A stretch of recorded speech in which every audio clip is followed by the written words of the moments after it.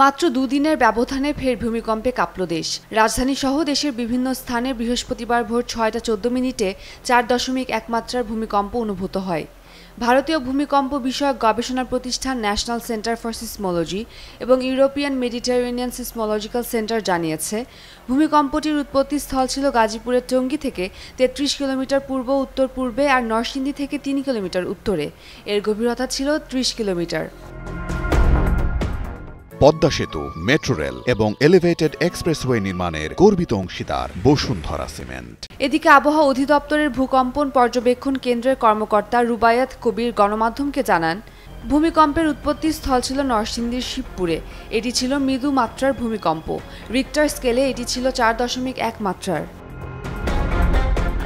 এর আগে সোমবার ১লা ডিসেম্বর ঢাকা, সিলেট, কক্সবাজার ও চট্টগ্রামে ভূমিকম্প অনুভূত হয়। সোমবার দিবাগত রাত ১২টা ৫৫ মিনিটে অনেকে ভূমিকম্প অনুভব করেন।